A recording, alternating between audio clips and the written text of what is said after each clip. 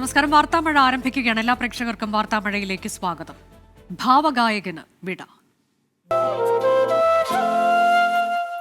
വിശദാംശങ്ങളുമായി ഞങ്ങളുടെ പ്രതിനിധികൾ എസ് വിജയകുമാറും സൂരജ് സജിയുമുണ്ട്. ആദ്യം എസ് വിജയകുമാറിലേക്ക്. സൂരജ് സജിയിലേക്കാണ് ആദ്യം. സൂരജ് ജന്മം കൊണ്ട് എറണാകുളംകാരനാണ്, പക്ഷെ കർമ്മം കൊണ്ട് തൃശ്ശൂർക്കാരനാണ്. അവരുടെ പ്രിയപ്പെട്ട ജയേട്ടനാണ്. എങ്ങനെയാണ് വിട നൽകുന്നത് തൃശ്ശൂർ? അനുജ, തീർച്ചയായും ജന്മം കൊണ്ട് എറണാകുളംകാരനാണെങ്കിലും തൃശ്ശൂരുകാരെ സംബന്ധിച്ച് അവരുടെ പ്രിയപ്പെട്ടവനാണ്. ഇരിങ്ങാലക്കുടക്കാർ പറയുന്നത് ഇരിങ്ങാലക്കുടക്കാരനാണ്, പക്ഷേ ഏറെക്കാലമായി പൂങ്കുന്നത്താണ് താമസം. അതുകൊണ്ട് തന്നെ പൂങ്കുന്നത്തുകാരെ സംബന്ധിച്ചും പ്രിയപ്പെട്ടതാണ്. തൃശ്ശൂരിൻ്റെ ഏത് സാംസ്കാരിക പരിപാടി എടുത്താലും അവിടെയെല്ലാം പി ജയചന്ദ്രൻ്റെ സാന്നിധ്യം എന്നും ഉണ്ടായിരുന്നു. അതുകൊണ്ട് തന്നെ ഈ വിടവാങ്ങൽ ഇവരെ സംബന്ധിച്ച് ഉൾക്കൊള്ളാൻ കഴിയുന്നതല്ല എന്നുള്ളത് തന്നെയാണ് തൃശ്ശൂർ ജനത അടയാളപ്പെടുത്തുന്നത്. അത് തന്നെയാണ് ഇന്ന് നമ്മൾ വീട്ടിൽ പൊതുദർശനം നടന്നപ്പോൾ അവിടെയാണെങ്കിലും ഇപ്പോൾ ഞാൻ നിൽക്കുന്ന റീജിയണൽ തിയേറ്ററിലാണെങ്കിൽ പോലും നമുക്ക് പ്രകടമായത് അത്തരത്തിലുള്ള ഒരു സ്നേഹം തന്നെയായിരുന്നു. നൂറുകണക്കിന് ആളുകളാണ് രണ്ടിടങ്ങളിലേക്കും ഒഴുകിയെത്തുന്ന കാഴ്ചയാണ്. രണ്ടിടങ്ങളിലേക്കും നൂറുകണക്കിന് ആളുകൾ ഒഴുകിയെത്തുന്ന കാഴ്ചയാണ് ഉണ്ടായത്. അല്പം മുമ്പാണ് ഞാനിപ്പോൾ നിൽക്കുന്ന ഈ റീജിയണൽ തിയേറ്ററിലെ പൊതുദർശനം അവസാനിപ്പിച്ച ഈ വീട്ടിലേക്ക് മൃതദേഹം മാറ്റിയത്. ആ സമയത്തും റീജിയണൽ തിയേറ്ററിൽ കാണുന്നതിന് വേണ്ടി ആളുകൾ വന്നുകൊണ്ടിരിക്കുകയായിരുന്നു. അവർക്കെല്ലാവർക്കും തന്നെ ഇനി വീട്ടിൽ ഈ പൊതുദർശനം ഉണ്ടാകും. അവിടെ എത്തി ഈ ജയേന്ദ്രനെ കാണുന്നതിനുള്ള അവസരമാണ് ഒരുക്കിയിരിക്കുന്നത്.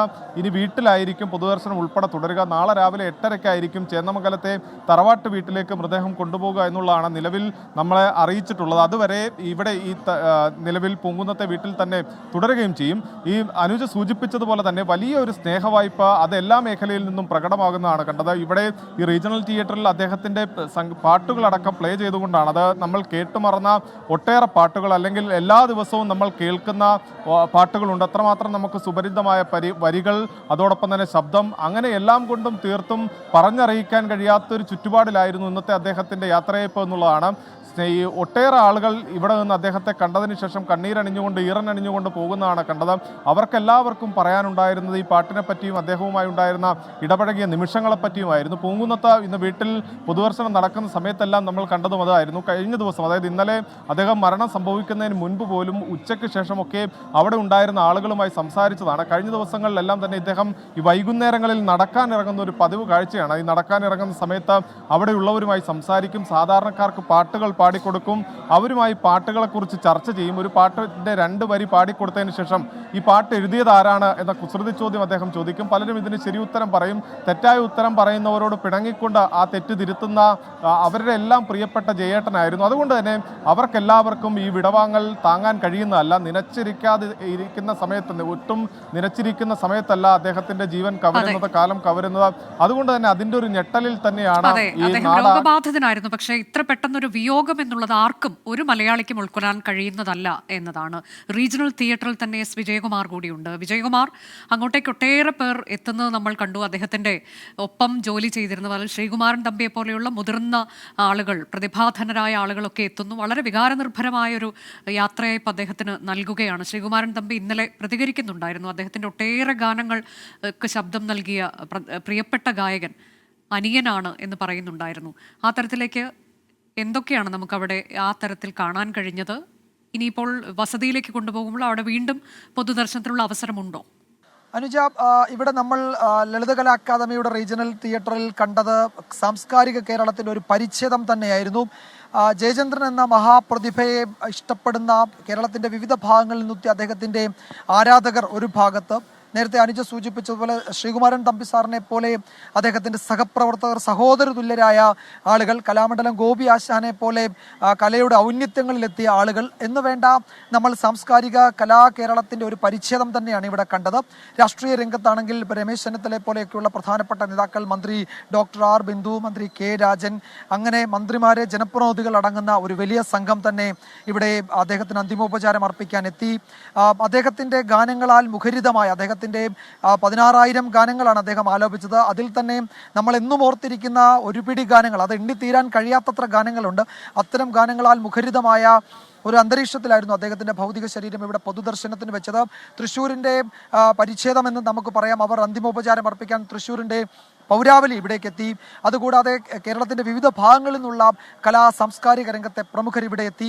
അവരോടൊക്കെ അശ്രുപൂജകൾ ഏറ്റുവാങ്ങിയാണ് പ്രിയപ്പെട്ട ജയേട്ടൻ എന്ന അവരുടെ എക്കാലത്തെയും മഹാനായ ഗായകൻ, കലാകാരൻ തൃശ്ശൂരിൻ്റെ മണ്ണിൽ നിന്ന് ഇതാ മടങ്ങാനൊരുങ്ങുന്നത്. പൂങ്കുന്നത്തെ അദ്ദേഹത്തിൻ്റെ ഭാര്യ വസതിയിലേക്കാണ് ഭൗതിക ശരീരം ഇപ്പോൾ കൊണ്ടുപോയിരിക്കുന്നത്.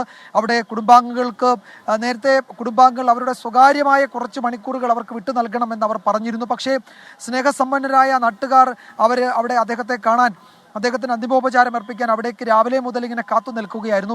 അവരെ കൊണ്ട് പൊങ്കുന്നത്തെ ആ വഴി ആകെ നിറഞ്ഞ് കവിഞ്ഞിരുന്നു.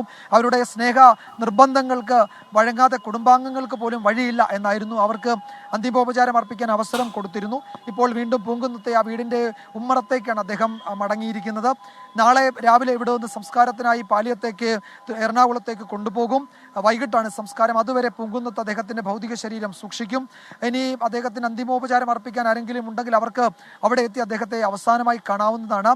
ഭൗതികമായി അദ്ദേഹത്തിൻ്റെ സാന്നിധ്യം നമ്മളിൽ നിന്ന് വിട്ടുപിരിഞ്ഞുവെങ്കിലും അദ്ദേഹം ആലപിച്ച, നമ്മൾ ഹൃദയം കൊണ്ട് കേട്ട, സാധാരണ നമ്മൾ കാതുകൾ കൊണ്ടാണ് സംഗീതം കേൾക്കുന്നതെങ്കിൽ നമ്മൾ ഹൃദയം കൊണ്ടാണ് പി ജയചന്ദ്രൻ എന്ന നമ്മളുടെ പ്രിയപ്പെട്ട ജയേട്ടൻ്റെ പാട്ടുകൾ കേട്ടത്. അതുകൊണ്ടാണ് അതിന് ആകാശം മുട്ടുന്ന ഔന്നിത്യവും നമ്മളുടെ മനം കവരുന്ന സൗന്ദര്യവും നമ്മളുടെ ഹൃദയങ്ങളെ കീഴടക്കുന്ന സ്വര മാധുര്യവും ഉണ്ടായത്. അങ്ങനെ നമ്മൾ ഹൃദയം കൊണ്ട് കേട്ട, ഹൃദയം കൊണ്ട് കീഴടങ്ങിയ, ഹൃദയം കൊണ്ട് നമ്മൾ ഉൾക്കൊണ്ട ആ പാട്ടുകളാണ് നമ്മളുടെ മനസ്സിൽ ഇനി ബാക്കിയുള്ളത്. അതാണ് ആ ഓർമ്മകൾ ചിരഞ്ജീവിയായി നമ്മളുടെ കൂടെ ഉണ്ടാവുന്നത്. നേരത്തെ ജയരാജ് വാര്യരൊക്കെ പറഞ്ഞതുപോലെ അദ്ദേഹത്തിൻ്റെ ഭൗതിക സാന്നിധ്യമേ നമ്മളെ വിട്ടു പിരിഞ്ഞിട്ടുള്ളൂ. അദ്ദേഹത്തിൻ്റെ ഒരു കാലത്തും മരിക്കാത്ത മലയാളവും മലയാളിയും ഉള്ളിടത്തോളം കാലം നമ്മളുടെ കാതുകളിലൂടെ, ഹൃദയങ്ങളിലൂടെ അത് കേട്ട് നമ്മൾ അടുത്ത തലമുറകളിലേക്ക് കൈമാറിപ്പോകുന്ന ഗാനശകലങ്ങളാണ് ഇനി ബാക്കിയുള്ളത്. ഓരോ ദിവസവും മലയാളിയുടെ ഒരു ശരാശരി മലയാളിയുടെ ഒരു ജീവിതത്തിൽ എന്നും അദ്ദേഹത്തിൻ്റെ സ്വരമാധുരി ദൈനംദിന ജീവിതത്തിൽ ഉണ്ടായിരുന്നു. ഒരുപക്ഷെ നമ്മളത് ഇപ്പോൾ അദ്ദേഹം മരിച്ചപ്പോഴാണ് നമ്മൾ ആലോചിക്കുന്നത്. ഈ പാട്ട് കേൾക്കാത്ത, ഈ വരികൾ കേൾക്കാത്ത, ഈ വരികൾ മൂളാത്ത ദിവസം നമ്മൾക്കില്ലല്ലോ എന്ന് നമ്മൾ പിന്നീട് അദ്ദേഹത്തിൻ്റെ സാന്നിധ്യം, ഭൗതിക സാന്നിധ്യം മറഞ്ഞപ്പോഴാണ് നമ്മൾ ആലോചിച്ചത്. അതുകൊണ്ട് നമ്മളുടെ എക്കാലത്തും നമ്മളുടെ ജീവിതത്തിൻ്റെ ദൈനംദിന ജീവിതത്തിൽ ഒരു ശരാശരി മലയാളിയുടെ ജീവിതത്തോടൊപ്പം ആ പാട്ടുകൾ, ആ ശകലങ്ങൾ ഉണ്ടായിരുന്നു. അത് മാത്രമാണ് ഇനി ബാക്കിയാകുന്ന അദ്ദേഹത്തിൻ്റെ ഓർമ്മകൾ. അദ്ദേഹം പാടിവെച്ച ആ പാട്ടുകളുടെ മനോഹാരിതയാണ്, ആ ഭാവഗാനങ്ങളുടെ സൗന്ദര്യമാണ് നമ്മളുടെ കൂടെ ഉണ്ടാകുന്നത്. അദ്ദേഹത്തിൻ്റെ കാമുക ശബ്ദങ്ങളിൽ പാടിയ പാട്ടുകൾ, ഭക്തിയുടെ രസങ്ങളിൽ പാടിയ പാട്ടുകൾ, അദ്ദേഹത്തിന്റെ ആർദ്രമായ വാത്സല്യം, ആ ഗാനങ്ങളിലൂടെ അദ്ദേഹം എന്നും നമുക്കൊപ്പം തന്നെ നിലനിൽക്കും എന്നതാണ്. നമ്മളെ കമന്റ് ബോക്സിലൊക്കെ ഒട്ടേറെ പേർ അദ്ദേഹത്തിന് ആദരാഞ്ജലികൾ അർപ്പിക്കുന്നുണ്ട്, അനുസ്മരണങ്ങൾ അർപ്പിക്കുന്നുണ്ട്. നമ്മൾ അടുത്ത വാർത്തയിലേക്ക് പോകുന്നു. വയനാട് DCC ട്രഷറർ NM വിജയന്റെയും മകന്റെയും ആത്മഹത്യയുമായി ബന്ധപ്പെട്ട വിവാദങ്ങൾക്കിടെ സുൽത്താൻ ബത്തേരി അർബൻ ബാങ്കിൽ നിയമനം നൽകണമെന്നാവശ്യപ്പെട്ട് നൽകിയ ശുപാർശ കത്ത് പുറത്ത്. DCC പ്രസിഡന്റ് ആയിരിക്കെ IC ബാലകൃഷ്ണനാണ് സ്വീപ്പർ തസ്തികയിലേക്ക് ശുപാർശ കത്ത് നൽകിയത്. സുർജിത്ത് അയ്യപ്പത്ത് വിവരങ്ങളുമായി. സുർജിത്ത്, ഇത് വളരെ പ്രധാനപ്പെട്ട ഒരു കത്തല്ലേ പുറത്തു വന്നിട്ടുള്ളത്, പ്രത്യേകിച്ച് ഈ ആത്മഹത്യാ പ്രേരണ കുറ്റമൊക്കെ അദ്ദേഹത്തിനെതിരെ ചുമത്തപ്പെട്ട സാഹചര്യത്തിൽ കൂടി? 2021 7-ാം മാസം 21-ാം തീയതി നൽകിയ അർബൻ ബാങ്കിലെ പ്രസിഡന്റിന് നൽകിയ കത്താണ് ഇപ്പോൾ പുറത്തു വന്നിരിക്കുന്നത്. അത് ആ കാലഘട്ടത്തിൽ DCC പ്രസിഡന്റ് ആയിരുന്നത് IC ബാലകൃഷ്ണനാണ്. സുൽത്താൻ ബത്തേരി ബ്ലോക്ക് കോൺഗ്രസ് കമ്മിറ്റിയുടെ സെക്രട്ടറിയും പാർട്ടിയുടെ സജീവ പ്രവർത്തകനുമായ നെന്മേനിക്കുന്ന സ്വദേശിയുടെ മകൾക്ക് വേണ്ടിയാണ് ശുപാർശ. അത് അർബൻ ബാങ്കിൽ സ്വീപ്പർ പോസ്റ്റിലേക്ക് നിയമിക്കുന്നതിന് വേണ്ടിയുള്ള നടപടികൾ സ്വീകരിക്കണമെന്നാവശ്യപ്പെട്ടുകൊണ്ടുള്ള ശുപാർശയാണ് നൽകിയിരിക്കുന്നത്. ഈ സമയം NM വിജയന്റെ മകൻ ജിജേഷ് ആയിരുന്നു താൽക്കാലിക ജീവനക്കാരൻ എന്നുള്ള തരത്തിലാണ് പറയപ്പെടുന്നത്. ജിജേഷിനെ അവിടെ നിന്നും ബോധപൂർവം മാറ്റിയതാണ്. ഈ ആത്മഹത്യാ കുറിപ്പിൽ അടക്കം അത്തരത്തിലൊരു പരാമർശമുണ്ട്. ഇപ്പോൾ മരിച്ച ജിജേഷ്, അതായത് NM വിജയനൊപ്പം ആത്മഹത്യ ചെയ്ത ജിജേഷായിരുന്നു അതിനു മുമ്പ് ആ പോസ്റ്റിൽ ജോലി ചെയ്തിരുന്നത്. അദ്ദേഹത്തെ മാറ്റിയ ശേഷം ഇയാൾക്ക് വേണ്ടി നിയമനം, ഈ കുട്ടിക്ക്, ഈ പെൺകുട്ടിക്ക് വേണ്ടി, അതായത് പാർട്ടിയുടെ സജീവ പ്രവർത്തകനായിട്ടുള്ള നെന്മേനിക്കുന്ന സ്വദേശിയുടെ മകൾക്ക് വേണ്ടി ജിജേഷിന് പകരം നിയമിക്കാൻ വേണ്ടിയുള്ള കത്താണ് എന്നുള്ളതാണ് CPM ഉൾപ്പെടെ ആരോപിക്കുന്നത്. എന്തായാലും നിലവിൽ ഇപ്പോൾ ഈ വിവാദങ്ങളുടെ പശ്ചാത്തലത്തിൽ ഈ കത്തിനേറെ പ്രസക്തിയുണ്ട്. കാരണം അർബൻ ബാങ്കിന്റെ നിയമനങ്ങളിൽ DCC പ്രസിഡന്റ് ഇടപെട്ടു എന്നുള്ള തരത്തിലാണ് CPM ഇതിനെ വ്യാഖ്യാനിക്കുന്നത്. എന്തായാലും CPM ഇതുമായി ബന്ധപ്പെട്ട് CPM കേന്ദ്രങ്ങൾ തന്നെയാണ് ഈ കത്ത് പുറത്തുവിട്ടതും. ഇങ്ങനെ ഒരു കത്ത് ഇത് കോൺഗ്രസിന്റെ ഭാഗത്തു നിന്ന് വന്നതാകാമെന്ന് കരുതുന്നത്. എന്തായാലും ഈ കത്തിനകത്ത് പറയുന്നത് ഇങ്ങനെ അത് ജിജേഷിന്റെ തസ്തികയാണ്, ജിജേഷിന് സ്ഥിരനിയമനം നൽകണമെന്നുള്ള ആവശ്യം ഉൾപ്പെടെ NM വിജയം ഉന്നയിച്ചതാണ്. പക്ഷേ അതിലൊന്നും തന്നെ ഒരു പരിഗണനയും ഉണ്ടായില്ല. ആദ്യ ആത്മഹത്യക്കുറിപ്പിലും അക്കാര്യം ചൂണ്ടിക്കാട്ടിയിരുന്നു. എന്തായാലും നിലവിൽ ഇപ്പോൾ ഈ കത്ത് പുറത്തു വന്ന സാഹചര്യം എന്ന് പറയുന്നത് IC ബാലകൃഷ്ണൻ ഇങ്ങനെ വ്യാപകമായ നിയമനങ്ങളിൽ ഇടപെട്ടു എന്നുള്ള തരത്തിലുള്ള ഒരു ആക്ഷേപം പൊതുവെ CPM ഉയർത്തുന്നുണ്ട്. അതിനെ തെളിവാകുന്ന വിധത്തിലാണ് ഇത്തരത്തിലൊരു കത്ത് കൂടി പുറത്തു വരുന്ന ഒരു സാഹചര്യം ഉണ്ടായിരിക്കുന്നത്. ശരി, ഇതിപ്പോൾ ഇത് 2021 നൽകിയ കത്ത് എന്നുള്ളതല്ലേ? പിന്നീട് ഇതിന് എന്ത് സംഭവിച്ചു എന്നതിന്റെ വിവരങ്ങൾ നമുക്ക് ലഭിക്കുന്നുണ്ടോ? ഇതുമായി ബന്ധപ്പെട്ട് ഈ കത്ത് ജിജേഷ് എന്ന് പറയുന്ന NM വിജയന്റെ മകൻ അവിടെ പാർട്ടിയിൽ സ്വീപ്പറായി ജോലി ചെയ്തിരുന്ന ആളാണ്. അദ്ദേഹത്തെ പിന്നീട് ആ നിയമനം സ്ഥിരമാക്കി കൊടുക്കാൻ കഴിഞ്ഞിട്ടില്ല എന്നുള്ളതാണ് ആരോപണം. അതായത് ആ കത്തിൽ ആത്മഹത്യക്കുറിപ്പിലടക്കം ആരോപണമുണ്ട്. അതായത് KPCC അധ്യക്ഷനും ഒപ്പം തന്നെ VD സതീശനും അയച്ച കത്തിൽ ആ ആക്ഷേപം സ്ഥിരീകരിക്കുന്ന തരത്തിൽ ആ കത്തിൽ ഉണ്ട്. അതായത് തന്റെ മകന് സ്ഥിര നിയമനം കൊടുക്കുന്നതിനെ അതിനെ എതിർത്തുകൊണ്ടുള്ള നിലപാട് എടുത്തത് IC ബാലകൃഷ്ണനാണെന്നുള്ള തരത്തിൽ ആ കത്തിൽ പരാമർശമുണ്ട്. അത് സ്ഥിരീകരിക്കുന്ന തരത്തിൽ ഉള്ള ഒരു ശുപാർശയാണിത്. അതായത് ജിജേഷിന്റെ നിയമനത്തിന് വേണ്ടിയാണ്, ജിജേഷിനെ മാറ്റാൻ വേണ്ടിയാണ് ഇത്തരത്തിൽ ഒരു പുതിയ ആൾക്ക് ജോലി കൊടുക്കണമെന്നൊരു ശുപാർശ നൽകിയത് എന്നുള്ളതാണ് CPM ഉൾപ്പെടെ ഉന്നയിക്കുന്ന ആക്ഷേപം. അതിന്റെ ഭാഗമായാണ് ഇങ്ങനെ ഒരു പാർട്ടിയുടെ സജീവ പ്രവർത്തകനായിട്ടുള്ള ഒരാളുടെ മകൾക്ക് വേണ്ടി നിയമിക്കുന്നതാണ് അദ്ദേഹത്തിന്റെ സ്ഥലം. അവരെ അർബൻ ബാങ്കിന്റെ സ്വീപ്പർ പോസ്റ്റിലേക്ക് നിയമിക്കാൻ വേണ്ടി താല്പര്യപ്പെടുന്നു എന്ന് എഴുതിയിട്ടുള്ള ഒരു കത്താണിത്. DCC പ്രസിഡന്റ് ആയിരുന്നു ആ സമയത്ത് IC ബാലകൃഷ്ണൻ MLA. അദ്ദേഹത്തിന്റെ ലെറ്റർ പാഡിൽ ഒപ്പുവെച്ചുകൊണ്ടുള്ള ഒരു കത്ത് തന്നെയാണ് നൽകിയിട്ടുള്ളത്. എന്തായാലും ഈ നിയമനവുമായി ബന്ധപ്പെട്ട് പിന്നീട് എന്ത് നടന്നു എന്നുള്ള കാര്യത്തിൽ വ്യക്തത വരേണ്ടതുണ്ട്. ഈ പോസ്റ്റിൽ എന്തായാലും നേരത്തെ ഉണ്ടായിരുന്നത് ജിജേഷ് ആയിരുന്നു. ജിജേഷിനെ മാറ്റിയാണ് ഇങ്ങനെ ഒരു നിലപാടിലേക്ക്, ഇങ്ങനെ ഒരു ശുപാർശ നൽകിയത്. ഇതാണ് പ്രധാനപ്പെട്ട ഒരു ആക്ഷേപമായി IC ബാലകൃഷ്ണനെതിരെ ഈ ആത്മഹത്യക്കുറിപ്പിൽ ഉന്നയിച്ചതും ഇത്തരത്തിൽ പ്രധാനപ്പെട്ട ആക്ഷേപമാണ്. IC ബാലകൃഷ്ണൻ നിയമനങ്ങളിൽ ഇടപെട്ടു എന്നുള്ള തരത്തിലുള്ള ആക്ഷേപമാണ് ഉയർത്തിയത്. ഈ ബാങ്കിന്റെ പിന്നീട് ആദ്യം കോൺഗ്രസിന്റെ പ്രസിഡന്റ് ആയിരുന്ന, കോൺഗ്രസ് പാർട്ടിയുടെ ഭാഗമായിരുന്നപ്പോൾ പ്രസിഡന്റ് ആയിരുന്ന ഡോക്ടർ സണ്ണി ഈ 17 നിയമനങ്ങളിൽ IC ബാലകൃഷ്ണൻ ശുപാർശ ചെയ്തു. പക്ഷെ അത് അംഗീകരിക്കാത്തതിനാലാണ് തന്നെ പാർട്ടിയിൽ നിന്ന് മാറ്റിയത്, പാർട്ടിയിൽ നിന്ന് പുറത്താക്കി നടപടിയെടുത്തതെന്നുൾപ്പെടെയുള്ള ആക്ഷേപം ഡോക്ടർ സണ്ണി ഉന്നയിക്കുന്നുണ്ട്. പക്ഷേ പിന്നീട് ഈ ഡോക്ടർ സണ്ണി പുറത്താക്കിയതോടെ അദ്ദേഹത്തെ CPM വളയത്തിലെത്തുകയും CPM പാനലിൽ അദ്ദേഹത്തെ മത്സരിപ്പിച്ച് വിജയിപ്പിക്കുകയും ചെയ്യുന്ന ഒരു സ്ഥിതി കൂടി ഉണ്ടായിരുന്നു. ഈ അത്തരത്തിലുള്ള പശ്ചാത്തലമാണുള്ളത്. ആ ശുപാർശയിൽ പെടുന്നതാണ് ഇത് എന്നുള്ള കാര്യത്തിൽ വ്യക്തതയില്ല. എന്തായാലും ഈ കത്തിൽ പറയുന്ന കാര്യം പാർട്ടിയുടെ സജീവ പ്രവർത്തകനായിട്ടുള്ള ഒരാളുടെ മകൾക്ക്, നെന്മേനിക്കുന്ന് സ്വദേശി മകൾക്ക് സ്വീപ്പർ തസ്തികയിൽ ഇങ്ങനെ ജോലി നൽകണമെന്നുള്ള ശുപാർശയാണ്. എന്തായാലും ഇപ്പോൾ നിലവിൽ ഉയർന്നു വന്നിട്ടുള്ള ആരോപണങ്ങൾ ഇങ്ങനെ നിയമനത്തിൽ ഉള്ള ഇടപെടൽ, അല്ലെങ്കിൽ അതുമായി ബന്ധപ്പെട്ട് പണം വാങ്ങിയിട്ടുണ്ട് എന്നൊക്കെയുള്ള ആരോപണങ്ങൾ, പണത്തിന്റെ കാര്യത്തിലല്ലാതെ നിയമനത്തിൽ ഒരു ഇടപെടൽ നടത്തുന്നുണ്ടായിരുന്നു എന്നതിന്റെ ഏറ്റവും പ്രധാനപ്പെട്ട ഒരു തെളിവായി ഇത് ഉപയോഗിക്കാമല്ലേ സുർജിത്ത്? സാധാരണ ഗതിയിൽ ഇത്തരം ശുപാർശകൾ ഉണ്ടാകാറുണ്ടോ എന്ന കാര്യത്തിൽ മറ്റൊരു പരിശോധന കൂടി വേണ്ടി വരും. കാരണം കോൺഗ്രസ് ഭരിക്കുന്ന ബാങ്കാണ്, CPM ഭരിക്കുന്ന ബാങ്കുകളിൽ ഇത്തരത്തിൽ ശുപാർശ ചെയ്യാറുണ്ടോ എന്നുള്ള തരത്തിലൊക്കെ അന്വേഷണം നടത്തേണ്ടി വരും. എന്തായാലും ഇതിനകത്ത് ഇങ്ങനെ ഇത്തരം ശുപാർശകൾ സാധാരണഗതിയിൽ പാർട്ടി നേതാക്കൾ ചെയ്യാറുണ്ടോ എന്നുള്ള കാര്യത്തിലാണ് വ്യക്തത വരേണ്ടതുള്ളത്. എന്തായാലും ഈ വിഷയവുമായി ബന്ധപ്പെട്ട് ഇപ്പോൾ ഇങ്ങനെ വിവാദങ്ങളുടെ പശ്ചാത്തലത്തിൽ നമുക്ക് പറയേണ്ടി വരും. കാരണം ഇതിനകത്ത് നിയമനങ്ങൾ ഇടപെട്ടിരുന്നു, ആ നിയമനങ്ങൾ അംഗീകരിക്കാൻ തയ്യാറായിരുന്നില്ല എന്നുള്ള തരത്തിലാണ് നേരത്തെയുള്ള പ്രസിഡന്റിനെ പാർട്ടിയിൽ നിന്ന് കോൺഗ്രസിൽ നിന്ന് പുറത്താക്കാൻ ഡോക്ടർ സണ്ണിയെ പുറത്താക്കിയത്. കാരണം 17 ശുപാർശകളാണ് ഈ നിയമനവുമായി ബന്ധപ്പെട്ട് IC ബാലകൃഷ്ണൻ നൽകിയത് എന്നുള്ളതാണ് അദ്ദേഹം ഉന്നയിക്കുന്ന പരാതി. സ്വാഭാവികമായും ആ പരാതി തെളിയിക്കുന്ന വിധത്തിലുള്ള ഒരു കത്ത് എന്നുള്ള തരത്തിൽ ഇതിനെ കാണേണ്ടി വരും എന്നുള്ളതാണ് മനസ്സിലാക്കുന്നത്. ഇത് ഉയർത്തിക്കൊണ്ടുവരുന്നത് CPM തന്നെയാണ്. CPM ഗുരുതരമായ രീതിയിലുള്ള ആരോപണങ്ങൾ ഉന്നയിക്കുന്നുണ്ട്. കാരണം ഈ ജിജേഷിന്റെ, അതായത് ഈ NM വിജയന്റെ മകൻ ജിജേഷിന്റെ നിയമനം സ്വീപ്പറായി അദ്ദേഹം ജോലി ചെയ്തിരുന്നതാണ്. അദ്ദേഹത്തിന്റെ നിയമനം സ്ഥിരപ്പെടുത്തി കൊടുത്തില്ല. ഇത്രകാലം പാർട്ടിക്ക് വേണ്ടി പ്രവർത്തിച്ചിരുന്ന ആളാണ് NM വിജയൻ. അദ്ദേഹത്തിന്റെ മകനെ സ്ഥിരപ്പെടുത്താതെ മറ്റൊരാൾക്ക് ജോലി കൊടുക്കാൻ വേണ്ടി ശുപാർശ ചെയ്തത് IC ബാലകൃഷ്ണനാണെന്നുള്ളത് ഈ ആത്മഹത്യക്കുറിപ്പിലും കത്തിലും പ്രകടമായിട്ടുള്ള രീതിയിൽ തന്നെ രേഖപ്പെടുത്തിയിട്ടുണ്ട്. അത് തന്നെയാണ് ഈ കാര്യത്തിൽ ആ ആരോപണം ശരിവെക്കുന്ന വിധത്തിലാണ് ഇങ്ങനെ ഒരു കത്ത് പുറത്തുവരുന്നത്.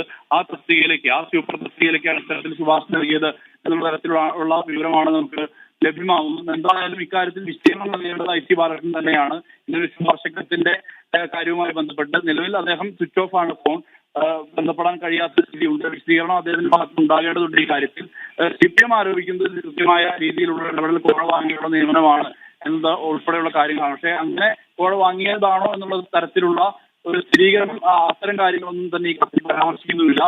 ഇതിൽ പാർട്ടി പ്രവർത്തകനായിട്ടുള്ള ഒരാളുടെ മകൾക്ക് വേണ്ടി ശുപാർശ ചെയ്യുന്നു എന്നുള്ളത് മാത്രമാണ് രേഖപ്പെടുത്തിയിട്ടുള്ളത്. എന്തായാലും ആ കാര്യത്തിൽ വ്യക്തത വരേണ്ടതുണ്ട്. ഏത് സാഹചര്യത്തിലാണ് ഇങ്ങനെ ഒരു കത്ത് എഴുതിയത് അടക്കമുള്ള കാര്യങ്ങൾ വ്യക്തത വരേണ്ടതുണ്ട്. നിലവിൽ 15-ാം തീയതി വരെ അറസ്റ്റ് തടഞ്ഞുകൊണ്ട് ഇപ്പോൾ സെഷൻസ് കോടതി ഉത്തരവ് വയനാട് DCC ട്രഷറർ NM വിജയന്റെയും മകന്റെയും ആത്മഹത്യയുമായി ബന്ധപ്പെട്ട വിവാദങ്ങൾക്കിടെയാണ് ഇപ്പോൾ വളരെ പ്രധാനപ്പെട്ടൊരു ശുപാർശ കത്ത് പുറത്തു വന്നത്. സുൽത്താൻ ബത്തേരി ഏർബൻ ബാങ്കിൽ നിയമനം നൽകണമെന്നാവശ്യപ്പെട്ട് അന്ന് DCC അധ്യക്ഷനായിരുന്ന IC ബാലകൃഷ്ണൻ നൽകിയ ശുപാർശ കത്താണ് പുറത്തു വന്നത്. 2021 നൽകിയ കത്താണിത്. കോൺഗ്രസ് പ്രവർത്തകന്റെ മകൾക്ക് നിയമനം നൽകണം എന്നാവശ്യപ്പെട്ടാണ് ഈ കത്ത് എന്നതാണ് ആവശ്യം. താൻ അത്തരത്തിലേക്ക് ശുപാർശകളൊന്നും നൽകിയിട്ടില്ല എന്ന IC ബാലകൃഷ്ണന്റെ വാദം അത് പൊളിക്കുന്ന ഒരു കത്ത്, വളരെ പ്രധാനപ്പെട്ട ഒരു കത്താണ് ഇപ്പോൾ പുറത്തു വന്നിട്ടുള്ളത്. സ്വീപ്പർ തസ്തികയിലേക്കാണ് ശുപാർശ നൽകിയത്. സുർജിത്ത് തുടരുന്നുണ്ട്. സുർജിത്ത്, ഇതിൽ IC ബാലകൃഷ്ണൻ നേരത്തെയൊക്കെ പറഞ്ഞത് താൻ അങ്ങനെയൊന്നും ഒരു ഇടപെടലും നടത്തിയിട്ടില്ല, പ്രത്യേകിച്ച് നിയമനക്കാര്യത്തിലൊന്നും എന്നുള്ളതാണല്ലോ. അതേതായാലും തെളിവ് സഹിതം ഇപ്പോൾ പൊളിഞ്ഞിരിക്കുകയാണല്ലോ. നിയമനം നടത്തിയിട്ടില്ല എന്നുള്ള തരത്തിൽ അതിൽ ഇടപെടൽ നടത്തിയിട്ടില്ല എന്നുള്ളതാണ് നേരത്തെ IC ബാലകൃഷ്ണന്റെ പ്രതികരണം ഉണ്ടായിട്ടുള്ളത്. അത്തരം കാര്യങ്ങളിലുള്ള ഒരു ഇടപെടൽ നടത്തിയിട്ടില്ല എന്നുള്ളതാണ് പറയുന്നത്. പക്ഷേ ഇതിനകത്ത് ഈ കത്ത് പുറത്തു വന്നതിന് പിന്നാലെ CPM വലിയ രീതിയിലുള്ള ആരോപണങ്ങളാണ് ഉന്നയിക്കുന്നത്. കാരണം ഇത് കോഴ വാങ്ങിയുള്ള നിയമനമാണ്. അത് ബോധപൂർവം ഈ ഇദ്ദേഹത്തെ, അതായത് ബോധപൂർവം ഈ NM വിജയന്റെ മകനെ മാറ്റി നിർത്താൻ വേണ്ടിയുള്ള ബോധപൂർവമായ ഇടപെടൽ അത് IC ബാലകൃഷ്ണന്റെ ഭാഗത്തുണ്ടായിട്ടുണ്ട്. അത് കത്തിൽ പരാമർശിക്കുന്നുണ്ട്. അതായിരിക്കാം, അങ്ങനെയാണ് ഈ നിയമനം പാർട്ട് ടൈം സ്വീപ്പർ എന്നുള്ള തരത്തിൽ സ്വീപ്പർ തസ്തികയിലേക്ക് നിയമനം നൽകാനുള്ള കാരണം എന്നുള്ളതാണ് പറയുന്നത്. എന്തായാലും ഈ വിഷയം രാഷ്ട്രീയ ആയുധമാക്കി എടുക്കുകയാണ് CPIM. കാരണം ഇതിനകത്ത് കൃത്യമായ രീതിയിൽ തന്നെ MLA കോഴ വാങ്ങിയാണ് ഈ നിയമനങ്ങൾ നടത്തിയതെന്നുള്ള ആക്ഷേപം പൊതുവെ CPIM ഉന്നയിക്കുന്നുണ്ട്. അതിന് കരുത്ത് പകരുന്ന വിധത്തിലുള്ള ഒരു കത്താണ് ഇപ്പോൾ പുറത്ത് വന്നിട്ടുമുള്ളത്. ആ കത്തിൽ കൃത്യമായ രീതിയിൽ തന്നെ രേഖപ്പെടുത്തിയിട്ടുണ്ട്. സജീവ പാർട്ടി പ്രവർത്തകനായിട്ടുള്ള ഒരാളുടെ മകൾക്ക് വേണ്ടി, നെന്മേനിക്കുന്ന് സ്വദേശിയായിട്ടുള്ള ഒരാളുടെ മകൾക്ക് വേണ്ടിയാണ് ഈ ശുപാർശ ചെയ്യുന്നത്. അദ്ദേഹത്തെ പാർട്ടിയും സ്വീപ്പർ തസ്തികയിലേക്ക് പരിഗണിക്കണം എന്നുള്ള തരത്തിലുള്ള ശുപാർശ നൽകിയിരിക്കുന്നത്. എന്തായാലും ഈ വിഷയത്തിൽ ഇത് CPM രാഷ്ട്രീയ ആയുധമാക്കി എടുക്കുന്നു. അതെടുക്കാനുള്ള സാഹചര്യം IC ബാലകൃഷ്ണൻ ഈ തരത്തിൽ കോഴ വാങ്ങിയിട്ടുണ്ട് എന്നുള്ള തരത്തിൽ ആരോപണം ഉന്നയിക്കുന്ന പശ്ചാത്തലത്തിൽ അതിന് കരുത്ത് പകരുന്ന വിധത്തിലുള്ള ഒരു തെളിവാണിത്. മാത്രമല്ല GJHനെ ഒഴിവാക്കാൻ വേണ്ടി ബോധപൂർവം IC ബാലകൃഷ്ണൻ ഇടപെട്ടിട്ടുണ്ട് എന്നുള്ള തരത്തിലുള്ള പ്രതികരണം ആ കത്തിലുണ്ട്. അതായത് അദ്ദേഹം അയച്ച കത്തിലുണ്ട്, ആ പരാതി അയച്ച കത്തിലുണ്ട്. ആ കത്തിൽ വന്ന വിശദാംശങ്ങൾ, ആ കത്തുമായി ബന്ധപ്പെട്ട കാര്യങ്ങൾ ആണ്. ആ കത്തുമായി ബന്ധപ്പെട്ട കാര്യങ്ങൾ അത് ഉന്നയിച്ച ആരോപണങ്ങൾക്ക് തെളിവ് വരുന്ന വിധത്തിൽ, അത് സ്ഥിരീകരിക്കുന്ന തരത്തിലാണ് ഇപ്പോൾ ഇങ്ങനെ ഒരു കത്ത് കൂടി പുറത്തു വന്നിട്ടുള്ളത്. അതിൽ കൃത്യമായ രീതിയിൽ ശുപാർശയുണ്ട്. ആ ശുപാർശ പാർട്ടി പ്രവർത്തകരുടെ മകൾക്ക് ജോലി നൽകണം എന്നുള്ളതാണ്.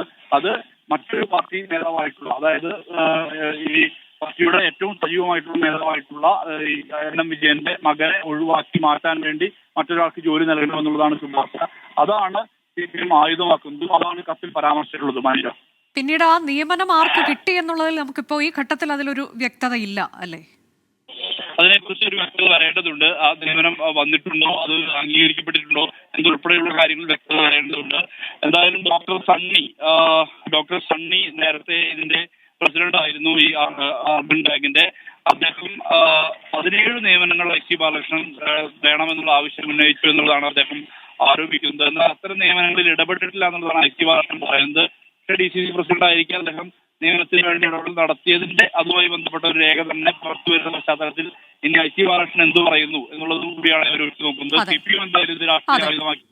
അതെന്താണ് ഇനി IC ബാലകൃഷ്ണന്റെ പ്രതികരണം എന്നുള്ളതാണ്. നിലവിൽ അദ്ദേഹം എവിടെയാണ് എന്നുള്ളത് വ്യക്തമല്ല. അദ്ദേഹത്തിന്റെ ഫോൺ സ്വിച്ച്ഡ് ഓഫ് ആണ്, ഒളിവിലല്ല എന്ന് അഭിഭാഷകൻ പറയുന്നുണ്ട്. ഏതായാലും വളരെ പ്രധാനപ്പെട്ട ഒരു തെളിവ് എന്ന് പറയാവുന്ന തരത്തിലേക്ക് ഒരു കത്ത് പുറത്തു വന്നിരിക്കുകയാണ്. ഒരു നിയമന ശുപാർശയാണ്. സ്വീപ്പർ തസ്തികയിലേക്ക് ഇന്നയാളെ നിയമിക്കണം, കോൺഗ്രസ് പ്രവർത്തകന്റെ മകളെ നിയമിക്കണം എന്നുള്ള ഒരു ശുപാർശ കത്താണ് പുറത്തു വന്നിട്ടുള്ളത്. നിയമനങ്ങളിൽ അദ്ദേഹം ഇടപെട്ടു എന്നതിന്റെ വളരെ പ്രധാനപ്പെട്ട തെളിവ്. തിരികെ വാർത്താമഴയിലേക്ക്. പ്രിയ ഗായകൻ P ജയചന്ദ്രൻ നമ്മളെ വിട്ടുപിരിഞ്ഞത് ഇന്നലെയാണ്. അദ്ദേഹത്തിന് ഗാനാഞ്ജലി അർപ്പിച്ചു ഫ്ലവേഴ്സ് ടോപ്പ് സിംഗർ. P ജയചന്ദ്രന്റെ സാന്നിധ്യം കൊണ്ട് സമ്പന്നമായിരുന്നു പലപ്പോഴും ഫ്ലവേഴ്സ് ടോപ്പ് സിംഗർ വേദി. ഗായകൻ P ജയചന്ദ്രന്റെ മരണവാർത്ത പുറത്തുവരുന്ന സമയത്ത് കൊച്ചിയിലെ മണീഡ് മീഡിയ സിറ്റിയിൽ ഫ്ലവേഴ്സ് ടോപ്പ് സിംഗറിന്റെ ചിത്രീകരണം നടക്കുകയായിരുന്നു. ചിത്രീകരണം നിർത്തിവെച്ച് ഭാവഗായകന് ടോപ്പ് സിംഗർ ഗാനാഞ്ജലി അർപ്പിച്ചു.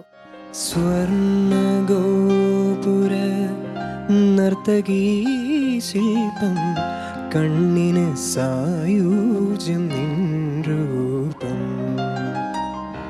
ഏതൊരു കോവിലും ദേവതയാക്കും ഏതൊരു കോവിലും ദേവതയാക്കും ഏതു പൂജാരിയും പൂജിക്കും.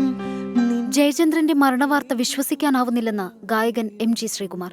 ഗാനങ്ങളിലൂടെ ലോകാവസാനം വരെ ജയചന്ദ്രൻ ജീവിക്കുമെന്നും MG ശ്രീകുമാർ.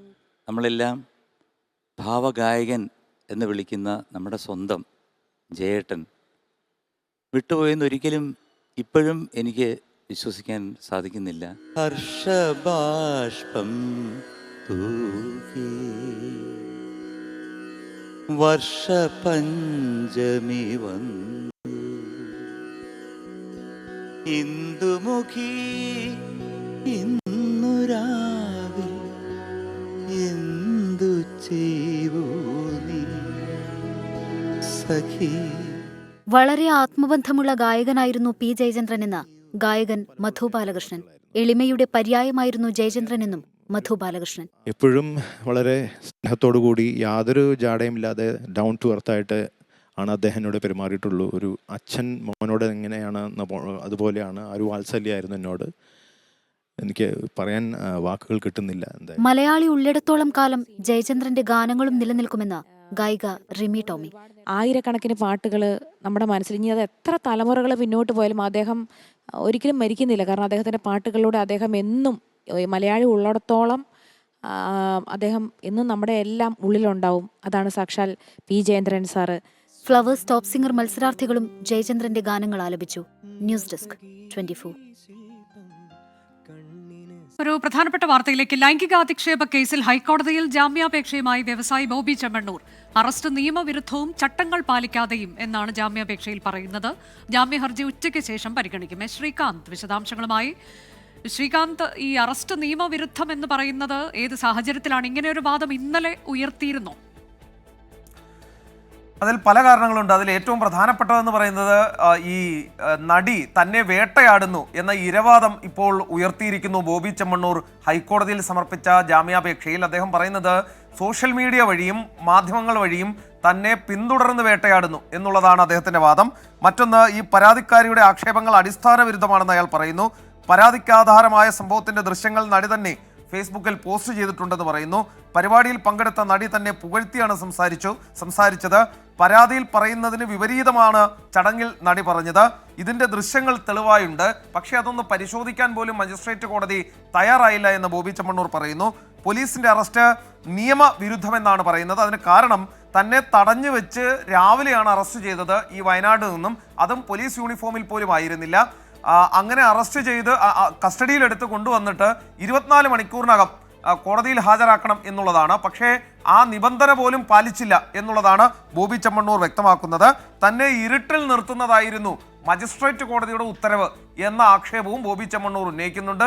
സാങ്കേതികാർത്ഥത്തിൽ ഇത് കോടതിയിൽ ആ രീതിയിലുള്ള ഒരു വാദം നടത്താനാണ് അഭിഭാഷകർ ശ്രമിക്കുന്നത്. പോലീസിന്റെ ഭാഗത്തു നിന്നുള്ള വീഴ്ചകളെ അക്കമിട്ട് നിരത്തിക്കൊണ്ട് ഒരു ഇടക്കാല ജാമ്യം അത് തരപ്പെടുമോ എന്നാണ് നോക്കുന്നത്. തരപ്പെട്ടില്ലെങ്കിൽ നാളെ ശനിയാണ്, മറ്റന്നാൾ ഞായർ, ഈ 2 ദിവസം അകത്ത് കിടക്കേണ്ടി വരും. തിങ്കളാഴ്ച കേസ് വീണ്ടും എടുത്താൽ പോലീസ് റിപ്പോർട്ട് സമർപ്പിക്കാൻ സമയം ചോദിക്കും. അതിന് സമയം കൊടുത്താൽ പിന്നെയും കിടക്കണം 2 ദിവസം. അങ്ങനെയെങ്കിൽ ഒരു 4-5 ദിവസം ബോബി ചെമ്മണ്ണൂറിന് കാക്കനാട് ജില്ലാ ജയിലിലായിരിക്കും താമസം ഉണ്ടാകാൻ പോകുന്നത്. കാത്തിരുന്ന് കാണാം ഇടക്കാല ജാമ്യം കിട്ടുമോ ഇല്ലയോ. 1:45 ഹർജി പരിഗണിക്കും എന്നുള്ളതാണ് ഇപ്പോൾ ഏറ്റവും പുതിയതായി പുറത്തു വരുന്നവർ. 535/2025 അതാണ് അതിനിട്ടിരിക്കുന്ന നമ്പർ. 1:45 എടുക്കും എന്ന് പ്രതീക്ഷിക്കുന്നു. സിംഗിൾ ബെഞ്ചിലാണ് കേസ് വരുന്നത്. ശരി, ചില സാങ്കേതിക കാര്യങ്ങൾ ഉന്നയിച്ചുകൊണ്ട് പോലീസിന്റെ ഭാഗത്തു നിന്നുണ്ടാകുന്ന പിഴവുകളൊക്കെ ചൂണ്ടിക്കാട്ടി ഹൈക്കോടതിയിൽ ജാമ്യാപേക്ഷ സമർപ്പിച്ചിരിക്കുന്നു ബോബി ചെമ്മണ്ണൂർ. 1:45 കോടതി ഹർജി പരിഗണിക്കും. 24ന്റെ പ്രത്യേക ക്യാമ്പയിൻ തുടരുന്നു. സൈബർ ബലിയാടുകൾ.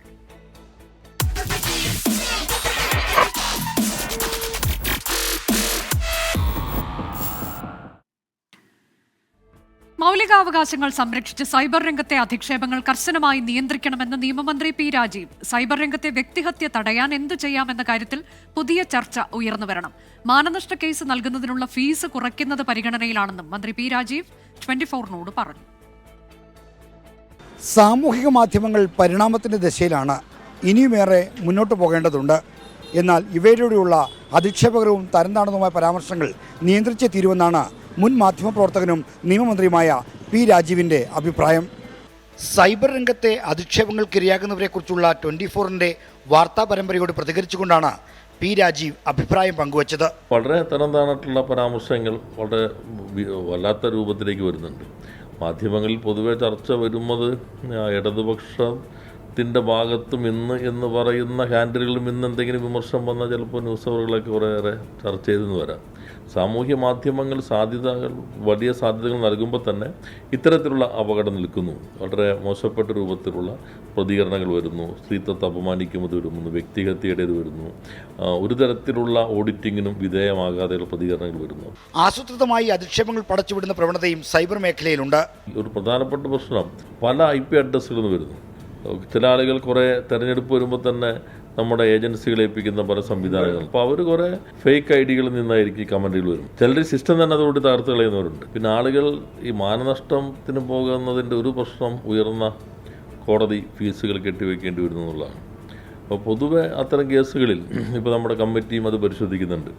ഇത്തരം പുതിയ പ്രശ്നങ്ങൾ ഉയർന്നു വരുന്നത് കൊണ്ട് ഫീസിൻ്റെ കാര്യത്തിൽ അത് എന്തെല്ലാം ചെയ്യാൻ കഴിയും. സൈബർ അധിക്ഷേപങ്ങളെ ചെറുക്കാൻ നിലവിലുള്ള നിയമങ്ങൾക്ക് കഴിയും. എന്നാൽ ഇത്തരം പ്രവണതകൾ വർദ്ധിക്കുന്നതിനാൽ നിയമത്തിന് കൂടുതൽ ശക്തി വേണമെന്നും ആവശ്യങ്ങളുണ്ട്. അപ്പോൾ ശക്തമായ ചില നടപടികൾ ആവശ്യമാണ്. എന്നാൽ നമ്മുടെ അഭിപ്രായ സ്വാതന്ത്ര്യം സംരക്ഷിച്ചുകൊണ്ടും അത് വ്യക്തിഹത്യക്കുള്ള അല്ലെങ്കിൽ സ്ത്രീത്വത്തെ അവമാനിക്കുന്നതിനെതിരെയുള്ള ഒരാളെ തെറ്റായ രൂപത്തിൽ ചിത്രീകരിക്കുന്നതിനുള്ള അവകാശമല്ല എന്നത് ഉറപ്പുവരുത്തുന്നതിനാവശ്യമായ ഇടപെടലുകൾ വേണ്ടിവരും. സാമൂഹ്യ മാധ്യമങ്ങളോടുള്ള അധിക്ഷേപങ്ങൾ അതിരുവിടുന്ന സാഹചര്യത്തിൽ നിയന്ത്രണത്തിന് എന്തൊക്കെ ചെയ്യാനാവുമെന്നതിനെക്കുറിച്ചുള്ള ചർച്ചയും ഇടപെടലുകളും അനിവാര്യമായി തീർന്നിരിക്കുന്നു. തിരുവനന്തപുരത്ത് നിന്ന് ആർ ശ്രീജിത്ത്, 24. സമൂഹമാധ്യമങ്ങളിൽ വർദ്ധിച്ചു വരുന്ന സൈബർ ആക്രമണം തടയാൻ നിയമം ശക്തമാക്കണമെന്ന് നടൻ ഉണ്ണിരാജ്. ചെറുവത്തൂർ സുഹൃത്തുക്കൾക്കെതിരെ നിരന്തരമായി വ്യക്തിഹത്യയും അധിക്ഷേപവും നടക്കുന്നുണ്ട്. പോലീസിൽ പരാതി നൽകിയാലും ഇത്തരം സംഭവങ്ങൾ ആവർത്തിക്കുകയാണെന്നും ഉണ്ണിരാജ് ചെറുവത്തൂർ 24-നോട് പറഞ്ഞു. സോഷ്യൽ മീഡിയയിൽ ചില പോസ്റ്റുകൾ ഇപ്പോൾ നമ്മളെന്തെങ്കിലും അഭിനയിച്ചു കഴിഞ്ഞാൽ ചിലപ്പോൾ അത് ഇഷ്ടമാവാത്ത ആൾക്കാരുണ്ടാവും. ചില കാര്യങ്ങൾ ഇഷ്ടമാവാത്ത, ആ ക്യാരക്ടർ ഇഷ്ടമാവാത്ത, നമ്മളെ അച്ഛനെയും അമ്മേനെയും നമ്മളെ വീട്ടിലെ സകലമാന ആളെ ചീത്ത വിളിക്കുന്നത് എന്തിനാണെന്ന് എനിക്ക് ഇപ്പോൾ മനസ്സിലാവുന്നില്ല. ചില പോസ്റ്റുകൾ ആവശ്യമില്ലാത്തൊരു പോസ്റ്റ് ഇടും, അതിനത് ഷെയർ ചെയ്യും. അത് എന്താണോ ഏതാണോ അതിനൊരു സത്യമുണ്ടോ എന്താണ് കാര്യം ഒന്നും അറിയില്ല, ഒറ്റ ഷെയർ അല്ല. എന്തെങ്കിലും ഒരു ഇൻ്റർവ്യൂവിൽ എന്തെങ്കിലും ഒരു വാക്ക് പറഞ്ഞ് ആ വാക്ക് സാധാരണ ആയിരിക്കും, പക്ഷെ ആ വാക്ക് മാത്രം കട്ട് ചെയ്തിട്ട് അതിൻ്റെ അപ്പുറവും ഇപ്പുറവും എന്താണെന്ന് ശരിക്കും ഒന്നും ഉണ്ടാവില്ല. ഈ വാക്ക് ചിലപ്പം അത് കറക്റ്റ് എന്തോ വളരെ മോശമായിട്ടായിരിക്കും. ഇത്താണ് അങ്ങനെ പോസ്റ്റ് അടിച്ചിട്ട് അങ്ങനെ ഇറക്കി കളിക്കും. അപ്പോൾ എന്താണ് ഇതിൽ? അപ്പോൾ ആൾക്കാർ തെറ്റിദ്ധരിക്കും, ഇയാൾ അങ്ങനെ പറഞ്ഞോ, പക്ഷെ ആ പറഞ്ഞതിൻ്റെ ബാക്കി ഉണ്ടാവും ആടാ. ഈ ബാക്കി ആർക്കും അറിയില്ലല്ലോ. അത് ഭയങ്കരമായിട്ട് ദോഷം ചെയ്യുന്നത് മാത്രമല്ല, അത് ഈ സമൂഹത്തിൽ ഏറ്റവും മോശമായ പ്രവണതയാണ് അത് കാണുന്നത്. ഇന്നത്തെ പ്രധാനപ്പെട്ട മറ്റൊരു വാർത്തയിലേക്കാണ്. കോഴിക്കോട്ടെ റിയൽ എസ്റ്റേറ്റ് വ്യാപാരി മുഹമ്മദ് ആട്ടൂരിന്റെ തിരോധാനത്തിൽ അന്വേഷണം തുടരുന്നതിനിടെ ഡ്രൈവർ രജിത് കുമാറിനെയും ഭാര്യയെയും കാണാതായി. ഇരുവരും കോഴിക്കോട് KSRTC സ്റ്റാൻഡിന് സമീപത്ത് നിന്ന് ഓട്ടോറിക്ഷയിൽ കയറി പോകുന്നതിന്റെ CCTV ദൃശ്യങ്ങൾ 24-ന് ലഭിച്ചു. രജിത് കുമാറിനെ ക്രൈംബ്രാഞ്ച് സംഘം മാനസിക സമ്മർദ്ദത്തിലാക്കിയിരുന്നു എന്നതാണ് കുടുംബത്തിന്റെ ആരോപണം. മുഹമ്മദ് ആട്ടൂർ എന്ന മാമയുടെ തിരോധാനവുമായി ബന്ധപ്പെട്ട് എലത്തൂർ സ്വദേശിയായ ഡ്രൈവർ രജിത് കുമാറിനെ ക്രൈംബ്രാഞ്ച് സംഘം ചോദ്യം ചെയ്തിരുന്നു. അടുത്ത ദിവസം ചോദ്യം ചെയ്യലിന് ഹാജരാകണം എന്നാവശ്യപ്പെട്ട് നോട്ടീസ് നൽകുകയും ചെയ്തു. ഇതിനു പിറകെയാണ് രജിത് കുമാറിനെയും ഭാര്യ തുഷാരയെയും കാണാതായത്. കോഴിക്കോട് KSRTC ബസ് സ്റ്റാൻഡിന് സമീപത്ത് ഇവർ മുറിയെടുത്തിരുന്നു.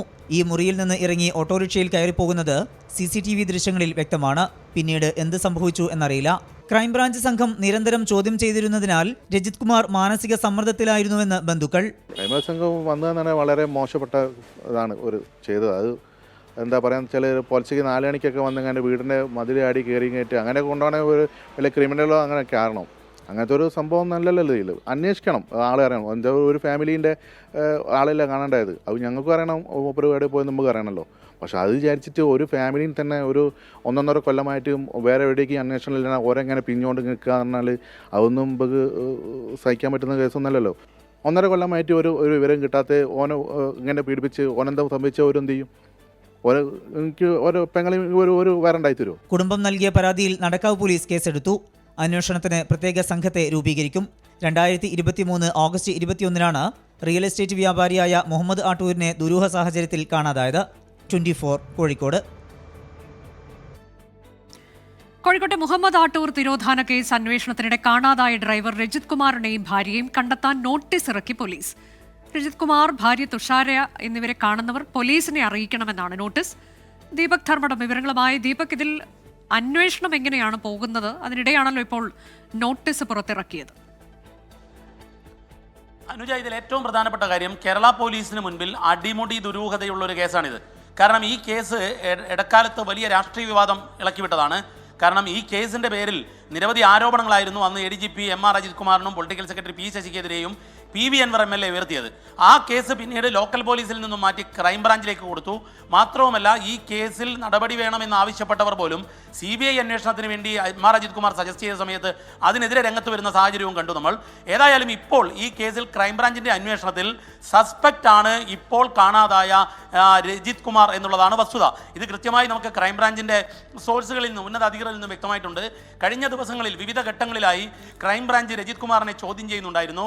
കാരണം ഈ രജിത് കുമാർ ആയിരുന്നു അവസാന ടവർ ലൊക്കേഷനിൽ ഒപ്പമുണ്ടായിരുന്നത്. അതായത് ആട്ടൂർ ഏറ്റവും ഒടുവിലുണ്ടായിരുന്ന ഒരു കേന്ദ്രം. ആ കേന്ദ്രമൊന്നും ഇപ്പോൾ പുറത്തു പറയുന്നത് ശരിയല്ല. അപ്പോൾ ആട്ടൂരിൻ്റെ എല്ലാ കാര്യങ്ങളും, മുഹമ്മദ് ആട്ടൂരിൻ്റെ മുഴുവൻ കാര്യങ്ങളും അറിയുന്നത് രജിത് കുമാറിനാണ്. ഈ രജിത് കുമാർ എലത്തൂരിലെ വീട്ടിൽ നിന്നും താമസം മാറ്റി മാവൂർ റോഡിലെ ഒരു ലോഡ്ജിലേക്ക് താമസം മാറ്റുന്നു ഈ അന്വേഷണ വേളയിൽ. ആ ലോഡ്ജിൽ നിന്നും കാലത്ത് 9:30 ഇന്നലെ ഏറ്റവും ഒടുവിൽ വന്ന CCTV ദൃശ്യങ്ങളിൽ കൗണ്ടറിൽ വന്നു, റിസപ്ഷൻ കൗണ്ടറിൽ വന്നു, ചെക്കൗട്ട് ചെയ്തു, KSRTCയിൽ ഓട്ടോറിക്ഷയിൽ കയറി പോവുകയും ചെയ്തിരിക്കുന്നു. ഇതിൽ അടിമുടി ദുരൂഹതയാണ്. ക്രൈംബ്രാഞ്ച് വളരെ കൃത്യമായി അന്വേഷണം മുന്നോട്ട് കൊണ്ടുപോകുന്നു. ആ ഘട്ടത്തിൽ ഇയാൾ രജിത് കുമാർ ഈ കേസിൽ സസ്പെക്റ്റ് ആണ് എന്ന് കണ്ടെത്തുകയും ചെയ്തു. ആ വേളയിലാണ് രജിത് കുമാറിനെ കാണാതാവുന്നത്. അതിലാണ് നടക്കാവ് പോലീസ് കേസെടുത്ത് ഇപ്പോൾ കാണുന്നവർ പോലീസിനെ അറിയിക്കണമെന്ന നോട്ടീസ്, ഫോട്ടോ പതിച്ച നോട്ടീസ് പോലീസ് പുറത്തുവിട്ടിരിക്കുന്നത്. അനുജ, ധർമ്മടമാണ് വിശദാംശങ്ങൾ നൽകുന്നത്. ഇതിനിടെ കമന്റ് ബോക്സിൽ കുറേ സമയമായി ശിവപ്രസാദ് പറയുന്നുണ്ട് ശിപാർശയല്ല ശുപാർശയാണ് എന്നത്. അത് ഭരണമലയാളം, അതായത് കേരള സർക്കാരിൻ്റെ ഔദ്യോഗിക ഭാഷാ വകുപ്പ് പുറത്തിറക്കിയ ഭരണമലയാളത്തിൽ തെറ്റ് ശരി എന്നതുണ്ട്. ശുപാർശ അല്ല, ശിപാർശയാണ് ശരി എന്ന് കൃത്യമായി അതിൽ പറയുന്നുണ്ട്. നമ്മളുടെ ശൈലി ശിപാർശയാണ്. ഈ ശുപാർശ എന്നെഴുതിയാലും അത് വലിയ തെറ്റൊന്നുമല്ല. പക്ഷേ കേരള സർക്കാർ അംഗീകരിച്ച ഭരണമലയാളത്തിൽ ശിപാർശ തന്നെയാണ് ശരിയെന്ന് പറയുന്നു. നമ്മൾ അത് അംഗീകരിച്ചിരിക്കുന്നു. അപ്പോൾ ആ തർക്കം ഇവിടെ അവസാനിക്കുകയാണ്. വയനാട് ഉരുൾപൊട്ടൽ ദുരന്തത്തിന്റെ പശ്ചാത്തലത്തിൽ SDRF മാനദണ്ഡങ്ങളിൽ ഇളവ് നൽകിയെന്ന് കേന്ദ്ര സർക്കാർ ഹൈക്കോടതിയിൽ. സംസ്ഥാന ദുരന്ത നിവാരണ ഫണ്ടിൽ നിന്ന് 120 കോടി രൂപ അടിയന്തരമായി ചെലവഴിക്കാൻ അനുമതി നൽകിയെന്ന് കേന്ദ്രം വ്യക്തമാക്കി. പുനരധിവാസത്തിനായി ഭൂമി ഏറ്റെടുക്കാൻ സർക്കാർ തീരുമാനിച്ചുവെന്നും ഭൂമി ഏറ്റെടുക്കുന്നതിനും പുനരധിവാസ പ്രവർത്തനങ്ങൾക്കും മന്ത്രിസഭായോഗം അംഗീകാരം നൽകിയെന്നും സംസ്ഥാന ദുരന്ത നിവാരണ അതോറിറ്റി ഹൈക്കോടതിയിൽ സത്യവാങ്മൂലം നൽകി. ദുരന്തബാധിതരുടെ ഭാഗം കേൾക്കാതെയാണ് സർക്കാർ പുനരധിവാസ തീരുമാനമെടുത്തതെന്ന് ഹർജികളിൽ കക്ഷി ചേരാൻ അപേക്ഷ നൽകിയ പ്രദേശവാസി ബൈജു മാത്യൂസ് ഹൈക്കോടതിയെ അറിയിച്ചു. പുനരധിവാസ നടപടികളിൽ ആക്ഷേപമുണ്ടെങ്കിൽ ആമിക്കസ് ക്യൂറിയെ അറിയിക്കാൻ ഹൈക്കോടതി നിർദ്ദേശം നൽകി. തിരികെ വാർത്താമഴയിലേക്ക്. വയനാട് തിരുനെല്ലിയിൽ കൂട്ടം തെറ്റെത്തിയ കുട്ടിയാനയെ പിടികൂടി. വനംവകുപ്പിന്റെ RRT സംഘമാണ് വലയുപയോഗിച്ച് കുട്ടിയാനയെ പിടികൂടിയത്. ശരീരമാകെ പരുക്കുള്ള കുട്ടിയാനയെ പരിചരണത്തിന് തോൽപ്പെട്ടിയിലെ വനംവകുപ്പ് കേന്ദ്രത്തിലേക്ക് മാറ്റി. സുർജിത്ത് അയ്യപ്പത്ത് വിവരങ്ങളുമായി. സുർജിത്ത്, പലയിടത്തും പരുക്കുണ്ട് ഈ കുട്ടിയാനയ്ക്ക്. തോൽപ്പെട്ടിയിൽ എത്തിച്ചോ ആനയെ? എങ്ങനെയാണ് അതിന്റെ തുടർ ചികിത്സകളൊക്കെ? ആനയ്ക്ക് പരിക്ക്, നല്ല പരിക്കുണ്ട്. ആന അഗ്രസീവായിട്ടാണ് പെരുമാറുന്നതെന്നാണ് വനംവകുപ്പ് ഉദ്യോഗസ്ഥർ പറയുന്നത്. നല്ല പരിക്കേറ്റിട്ടുണ്ട്. പക്ഷേ അതിന്റെ മുറിവിൽ മരുന്നെല്ലാം വെച്ച് കെട്ടിയിട്ടുണ്ട്. ഇനി അടുത്ത നടപടി എന്തെന്നുള്ള തരത്തിലുള്ള ആലോചനയാണ് വനംവകുപ്പ് ഇപ്പോൾ നടത്തിക്കൊണ്ടിരിക്കുന്നത്. തോൽപ്പെട്ടിയിൽ തന്നെയാണ് ആന ഇപ്പോൾ ഉള്ളത്. നല്ല പരിക്ക് ഏറ്റിട്ടുണ്ട്. അതായത് ഏതോ വന്യമൃഗം ആക്രമിച്ചെന്നാണ് കരുതുന്നത്. ഒരു വയസ്സ് പ്രായമുള്ള കുട്ടിയാനയാണ് എന്നാണ് വനംവകുപ്പ് ഉദ്യോഗസ്ഥർ പറയുന്നത്. DFO മാർട്ടിൻ ലോലുമായി നാം സംസാരിച്ചു. അദ്ദേഹം പറയുന്നത് 1 വയസ്സ് പ്രായമുണ്ട്. പക്ഷേ ഇനി തിരിച്ച് തലയാനയ്ക്ക് അടുത്തേക്ക് വിട്ടാൽ അതിനെ സ്വീകരിക്കാൻ സാധ്യതയില്ല എന്നുള്ളതാണ് പറയുന്നത്. അങ്ങനെയാണ് ആനകളുടെ രീതി എന്നാണ് വനംവകുപ്പ് ഉദ്യോഗസ്ഥർ തന്നെ വ്യക്തമാക്കുന്നത്.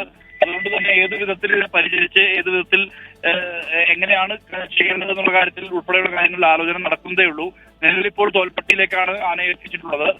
ആന ഈ കുതിറി ഓടാനൊക്കെ ശ്രമിക്കുന്ന അത്തരത്തിലുള്ള സ്ഥിതിക്ക് വയനാട് തിരുനെല്ലിയിൽ നിന്നാണ് കൂട്ടം തെറ്റിയെത്തിയ കുട്ടിയാനയെ ഇന്ന് പിടികൂടിയത്. ആനയുടെ ദേഹമാസകലം പരുക്കുണ്ട്. തോൽപ്പെട്ടിയിലെ വനംവകുപ്പ് കേന്ദ്രത്തിലേക്ക് നിലവിൽ കുട്ടിയാനയെ മാറ്റി. IAS തലപ്പത്തെ പോരിന് അവസാനമാകുന്നില്ല. കുറ്റാരോപണം MOയ്ക്ക് മറുപടി നൽകാതെ വിശദീകരണം ചോദിച്ച N പ്രശാന്ത് IASന് മറുപടിയുമായി ചീഫ് സെക്രട്ടറി ശാരദാ മുരളീധരൻ രംഗത്തെത്തി. ഇതിനിടെ N പ്രശാന്ത് IASന്റെ സസ്പെൻഷൻ 120 ദിവസത്തേക്ക് കൂടി നീട്ടിയപ്പോൾ സസ്പെൻഷനിലായിരുന്ന K ഗോപാലകൃഷ്ണൻ IASനെ സർവീസിൽ തിരിച്ചെടുത്തു. N പ്രശാന്തിന്റെ സസ്പെൻഷൻ നീട്ടുമ്പോൾ K ഗോപാലകൃഷ്ണന് സർക്കാരിന്റെ തലോടൽ. റിവ്യൂ കമ്മിറ്റിയുടെ ശുപാർശ പ്രകാരമാണ് തീരുമാനം. കെ ഗോപാലകൃഷ്ണൻ കുറ്റാരോപണ മെമ്മോയ്ക്ക് മറുപടി നൽകിയപ്പോൾ എൻ പ്രശാന്ത് മറുപടി നൽകിയില്ലെന്ന് മാത്രമല്ല ചീഫ് സെക്രട്ടറിയോട് ചോദ്യങ്ങൾ ചോദിച്ച് കത്തും നൽകി. സസ്പെൻഡ് ചെയ്തതിന്റെ കാരണങ്ങൾ തെളിയിക്കുന്ന ഡിജിറ്റൽ രേഖകൾ വേണമെന്നതാണ് ഒടുവിലത്തെ ആവശ്യം. Chief secretary Sharada Muraleedharan N പ്രശാന്തിന്റെ ആവശ്യത്തിന് കത്തിലൂടെ മറുപടി നൽകി. കുറ്റാരോപണ മെമ്മോയ്ക്ക് മറുപടി നൽകുകയാണ് ആദ്യം ചെയ്യേണ്ടത് എന്നാണ് കത്തിൽ താക്കീത്. അതിനുശേഷം രേഖകൾ പരിശോധിക്കാൻ ഉദ്യോഗസ്ഥന് അവസരമുണ്ടാകും. ചീഫ് സെക്രട്ടറിയുടെ ഓഫീസിൽ വന്നാൽ ഏത് രേഖകളും പരിശോധിക്കാം. കുറ്റാരോപണ മെമ്മോയ്ക്ക് മറുപടി നൽകാനുള്ള സമയം 15 ദിവസം കൂടി നീട്ടി നൽകിയിട്ടുണ്ട്. 24 തിരുവനന്തപുരം.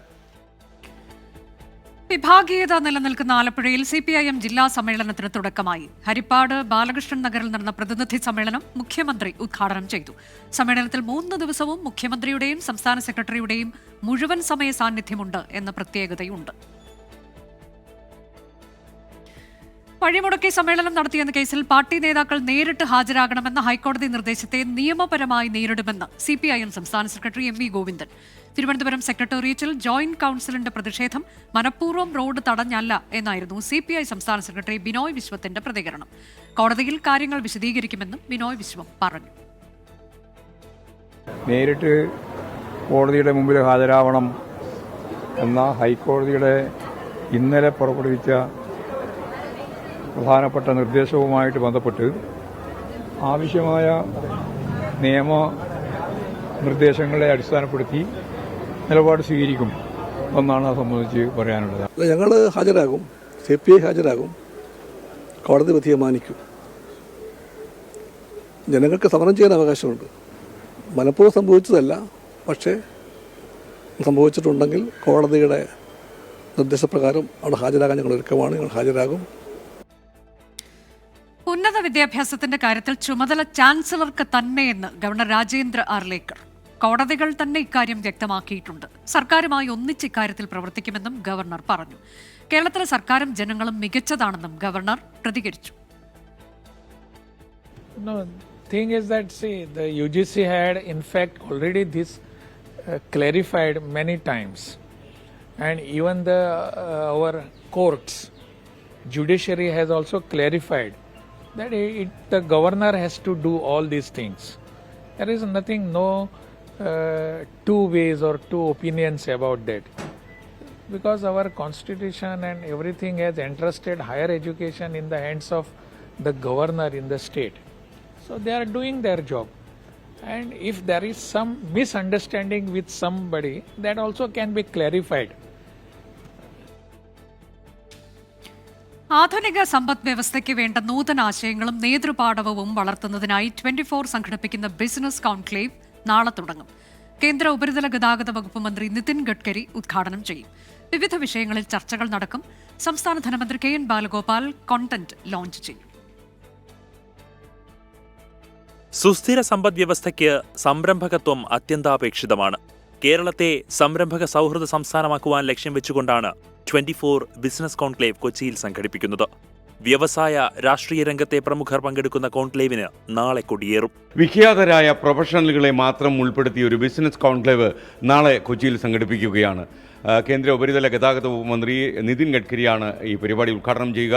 ഇതിൻ്റെ വ്യത്യസ്ത എന്താണെന്ന് പറഞ്ഞാൽ അതാത് വിഷയങ്ങളിൽ പ്രാഗൽഭ്യം നേടിയ ആളുകൾ മാത്രമേ ഈ പരിപാടിയിൽ പങ്കെടുക്കുന്നുള്ളൂ. പ്രധാനവും ആയിട്ടും 3 വിഷയത്തിലാണ് ഈ കോൺക്ലേവ് സംഘടിപ്പിക്കുന്നത്. 1, 2047 വികസിത ഇന്ത്യ എങ്ങനെയായിരിക്കും. 2, പബ്ലിക് ഇഷ്യൂസിന് പോകുമ്പോൾ IPO എങ്ങനെയായിരിക്കും പ്രവർത്തിക്കുക. അതുപോലെ മൂന്നാമത്തെ കാര്യം, ലോകത്തിൻ്റെ മാറ്റം ഇന്ന് നിങ്ങൾക്കറിയാം നിർമ്മിത ബുദ്ധിയിലൂടെയാണ്. ആർട്ടിഫിഷ്യൽ ഇൻ്റലിജൻസിലേക്ക് ഫോക്കസ് ചെയ്യുന്ന ഒരു വിഷയം കൂടി നാളെ ചർച്ച ചെയ്യും. ഏറ്റവും പ്രധാനം, ഈ പ്രൊഫഷണലുകൾ സംസാരിക്കുന്നത് സംരംഭകരായി വന്നിട്ടുള്ള ഈ ബിസിനസ് രംഗത്ത് തങ്ങളുടെ മാന്ത്രികമായ സാന്നിധ്യം തെളിയിച്ചിട്ടുള്ള ആൾക്കാരുടെ മുന്നിലാണ്. വളരെ പ്രധാനപ്പെട്ട ഒരു കോൺക്ലേവാണ് നാളെ 24 സംഘടിപ്പിക്കുന്നത് കൊച്ചിയിൽ. സംരംഭകത്വം പ്രോത്സാഹിപ്പിക്കുക മാത്രമല്ല, അതിവേഗത്തിലുള്ള സമ്പദ് വ്യവസ്ഥയുടെ ആധുനികവൽക്കരണവും കോൺക്ലേവിന്റെ ലക്ഷ്യമാണ്. Developed India by 2047, are we on the right track, AI driven business transformation, IPO, details discussion എന്നീ വിഷയങ്ങളിലെ പാനൽ ചർച്ചകളാണ് കോൺക്ലേവിലെ പ്രധാന ആകർഷണം. രജിസ്ട്രേഷനിലൂടെയാകും പ്രവേശനം. KLM മാക്സിവയുടെ പങ്കാളിത്തത്തോടെയാണ് കോൺക്ലേവ് നടത്തുന്നത്. പുത്തനാശയങ്ങൾ പങ്കുവയ്ക്കുന്ന വ്യത്യസ്ത സെഷനുകളിൽ ആഗോള പ്രമുഖർ വിഷയാവതരണം നടത്തും. കേന്ദ്രമന്ത്രി ജോർജ് കുര്യൻ, MP-മാരായ ശശി തരൂർ, ഹൈബി ഈഡൻ, എന്റെ നാട് ചെയർമാൻ ഷിബു തെക്കുംപുറം, ഇന്ത്യയുടെ മുൻ നയതന്ത്രജ്ഞൻ TP ശ്രീനിവാസൻ എന്നിവർ കോൺക്ലേവിൽ പങ്കെടുക്കും. 24 കൊച്ചി. വീണ്ടും വാർത്താമഴയിലേക്ക്. വാളയാർ പീഡന കേസിൽ പെൺകുട്ടികളുടെ മാതാപിതാക്കളെ പ്രതി ചേർത്ത് CBI കുറ്റപത്രം സമർപ്പിച്ചതിനെതിരെ വീണ്ടും കോടതിയെ സമീപിക്കാൻ കുടുംബം. ബലാത്സംഗ പ്രേരണ കുറ്റം ചുമത്തിയാണ് രക്ഷിതാക്കളെ കേസിൽ പ്രതിയാക്കിയിരിക്കുന്നത്. സത്യം ഇന്നല്ലെങ്കിൽ നാളെ പുറത്തുവരും എന്നറിയാമായിരുന്നുവെന്ന് മന്ത്രി MP രാജേഷ് പ്രതികരിച്ചു. പോസ്റ്റ്മോർട്ടം റിപ്പോർട്ടിലാണ് മക്കൾ പീഡിപ്പിക്കപ്പെട്ടത് അറിഞ്ഞതെന്നാണ് മാതാപിതാക്കൾ പറയുന്നത്. ബന്ധുവായ പ്രതി മകളോട് മോശമായി പെരുമാറിയത് ശ്രദ്ധയിൽപ്പെട്ടപ്പോൾ വീട്ടിൽ കയറി തല്ലി. നിയമവശങ്ങൾ അറിയാത്തതിനാലാണ് അന്ന് പരാതി നൽകാതിരുന്നത്. അഡ്വക്കേറ്റ് രാജേഷ് മേനോനെ ഇനിയെങ്കിലും പ്രോസിക്യൂട്ടറായി നിയമിക്കണമെന്നും കുടുംബം ആവശ്യപ്പെടുന്നു. കേസിൽ ഞെട്ടിക്കുന്ന കുറ്റപത്രമാണ് CBI സമർപ്പിച്ചത്. പെൺകുട്ടികളുടെ അമ്മയെയും അച്ഛനെയും പ്രതി ചേർത്തുകൊണ്ടാണ് അന്തിമ കുറ്റപത്രം. പ്രേരണാകുറ്റമാണ് രക്ഷിതാക്കൾക്കെതിരെ ചുമത്തിയിരിക്കുന്നത്. കുട്ടികൾ പീഡിപ്പിക്കപ്പെട്ടതറിഞ്ഞിട്ടും രക്ഷിതാക്കൾ അത് മറച്ചുവെച്ചുവെന്നാണ് കുറ്റപത്രത്തിലുള്ളത്. CBI അന്വേഷണം ആരാണ് ആവശ്യപ്പെട്ടതെന്നും സംസ്ഥാന സർക്കാരിനും പോലീസിനുമെതിരെ കുടുംബം പറഞ്ഞത് രാഷ്ട്രീയ ലക്ഷ്യം വെച്ചാണെന്ന് എല്ലാവർക്കും മനസ്സിലായെന്നും മന്ത്രി MP രാജേഷ്. CBI അന്വേഷണം ആരാ ആവശ്യപ്പെട്ടത്? CBI അന്വേഷണം ആവശ്യപ്പെട്ടു. ഇപ്പോൾ സംസ്ഥാന സർക്കാരിനും പോലീസിനെതിരായിട്ട് പറഞ്ഞ കാര്യങ്ങളെല്ലാം വ്യാജമായിരുന്നു എന്നും രാഷ്ട്രീയ ലക്ഷ്യത്തോടെ സൃഷ്ടിക്കപ്പെട്ടതാണെന്ന് മനസ്സിലായില്ലേ? സത്യത്തിന് അങ്ങനെ ഒരു പ്രത്യേകതയുണ്ട്. ഇന്നല്ലെങ്കിൽ നാളെ പുറത്തു വരും. 2017 13ഉം 9ഉം വയസ്സുള്ള പെൺകുട്ടികളെ ദുരൂഹ സാഹചര്യത്തിൽ വീടിനുള്ളിൽ തൂങ്ങി മരിച്ച നിലയിൽ കണ്ടെത്തിയത്. തുടർന്ന് പോലീസ് അന്വേഷിച്ച കേസ് CBIയിലെത്തി. 2021 പെൺകുട്ടികളുടേത് ആത്മഹത്യ എന്ന തരത്തിൽ CBI കുറ്റപത്രം സമർപ്പിച്ചെങ്കിലും കോടതി തുടരന്വേഷണത്തിന് ഉത്തരവിട്ടു. ഈ അന്വേഷണത്തിന്റെ അന്തിമ റിപ്പോർട്ടാണ് ഇന്നലെ കോടതിയിൽ സമർപ്പിച്ചത്. 24 പാലക്കാട്. ശരണം സന്നിധാനം. സൈക്കിൾ പ്യൂർ അഗർബത്തി ശരണം സന്നിധാനം സമർപ്പിക്കുന്നത് അഗർബത്തി എന്നാൽ cycle.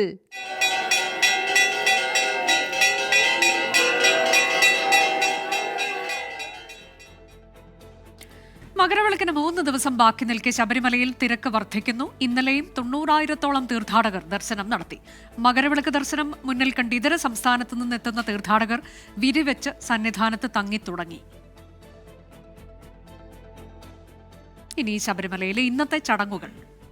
BLM housing cooperative society limited ശബരിമലയിലെ ചടങ്ങുകൾ സമർപ്പിക്കുന്നത് Bharat Lajna multi state housing cooperative society limited.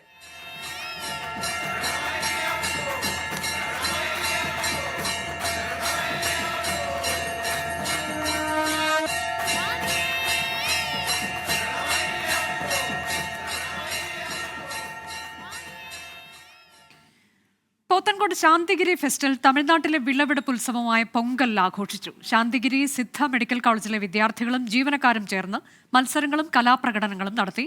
24ഉം Santhigiri ആശ്രമവും ചേർന്ന് സംഘടിപ്പിക്കുന്ന ശാന്തിഗിരി ഫെസ്റ്റ് ഈ മാസം 19-ന് സമാപിക്കും.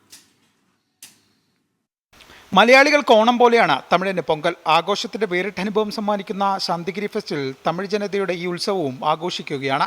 ശാന്തിഗിരി സിദ്ധ മെഡിക്കൽ കോളേജിലെ വിദ്യാർത്ഥികളുടെ ആഭിമുഖ്യത്തിൽ പ്രകൃതി സംരക്ഷണം വിളിച്ചോതുന്ന ഹാപ്പിനെസ് ഗാർഡനിൽ തികച്ചും പരമ്പരാഗത രീതിയിലാണ് പൊങ്കൽ ഉത്സവ് ആഘോഷിച്ചത്. പൊങ്കൽ വിഭവം തയ്യാറാക്കുന്ന മത്സരം, കുമ്മികളി, വടംവലി, ഉറിയടി തുടങ്ങിയ മത്സരങ്ങളും പൊങ്കലിന്റെ ഭാഗമായി നടന്നു. ஸ்டூடெண்ட்ஸ் யூனியன் சார்பாக மொத்தமாக சேர்ந்து இதை செலிப்ரேட் பண்ணுறோம். தைப்பொங்கல்ன்றது எதுக்கு செலிப்ரேட் பண்ணுறாங்கன்னா, இது ஹார்வெஸ்டிங் சீசன் பேடியோடது. அப்போது ஃபர்ஸ்ட்டு இதுக்கெல்லாம் காரணமான சூரிய பகவானுக்கு இதை படைக்கணுன்றதுக்காக ஃபர்ஸ்ட் ஹார்வெஸ்ட் பண்ண ரைஸை அவங்களுக்கு வச்சு பொங்கல் செஞ்சு அவங்களுக்கு படைக்கிறதுக்காக பண்ணுறோம். ചടങ്ങിൽ അഗസ്ത്യം കളരി ഗുരുക്കൾ ഡോക്ടർ S മഹേഷിനെ ആദരിച്ചു. വിദ്യാർത്ഥികൾക്കൊപ്പം കോളേജിലെ അധ്യാപകരും അനധ്യാപകരും ഹോസ്പിറ്റൽ ജീവനക്കാരും പൊങ്കൽ ഉത്സവത്തിൽ പങ്കെടുത്തു. 24 തിരുവനന്തപുരം. 24 കണക്റ്റും K ചിറ്റിലപ്പള്ളി ഫൗണ്ടേഷനും ചേർന്ന് നിർമ്മിക്കുന്ന 100 വീട് ഭവന പദ്ധതിയുടെ ഭാഗമായി കോട്ടയം ജില്ലയിലെ 5ാമത്തെ വീടിന്റെ തറക്കല്ലിടൽ നടന്നു. പൊൻകുന്നം ചിറക്കടവ് സ്വദേശി EJ ബെന്നിക്കും കുടുംബത്തിനുമാണ് വീട് നിർമ്മിച്ച് നൽകുന്നത്. സ്വകാര്യ പമ്പിലെ ജീവനക്കാരനാണ് ചിറക്കടവ് ELL വീട്ടിൽ ബെന്നി. 25 വർഷത്തോളമായി ബെന്നിയും കുടുംബവും വാടക വീട്ടിലാണ് താമസിക്കുന്നത്. സ്വന്തമായി ഒരു വീട് വെക്കുന്നതിന് പല വാതിലുകളും മുട്ടി. എന്നാൽ ഒരു വാതിലും തുറന്നില്ല. അങ്ങനെ പ്രതീക്ഷകൾ മങ്ങിയെടുത്ത് നിന്നാണ് ഇവർ 24 കണക്ട് പദ്ധതിയുടെ ഭാഗമാകുന്നത്. ചിറ്റിലപ്പള്ളി ഫൗണ്ടേഷൻ അതുപോലെ 24 ഞങ്ങൾക്കൊരു വീട് അനുവദിച്ചു തന്നതിൽ വളരെയധികം നന്ദി രേഖപ്പെടുത്തുകയാണ്.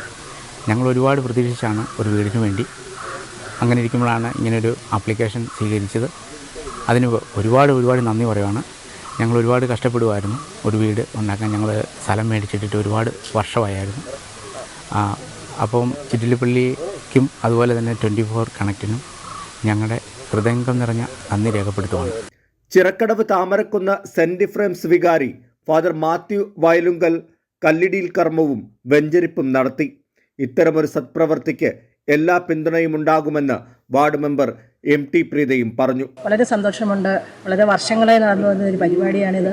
ഇതിൽ നിന്നും പാവപ്പെട്ടവരായ കുടുംബങ്ങൾക്ക് കിട്ടുന്ന വീട് അവരുടെ സ്വപ്ന സാക്ഷാത്കാരമാണ്. അർഹതയുള്ളവർക്ക് സഹായമാകുക എന്നതാണ് പദ്ധതിയുടെ ലക്ഷ്യമെന്ന് ചടങ്ങിൽ പങ്കെടുത്ത 24 കണക്ട് കോട്ടയം കോർഡിനേറ്റർ ബിനു വർഗീസ് പറഞ്ഞു. ബെന്നിയുടെയും കുടുംബത്തിന്റെയും സന്തോഷത്തിൽ പങ്കാളിയാകാൻ സുഹൃത്തുക്കളും നാട്ടുകാരും അടക്കമുള്ളവരെത്തി.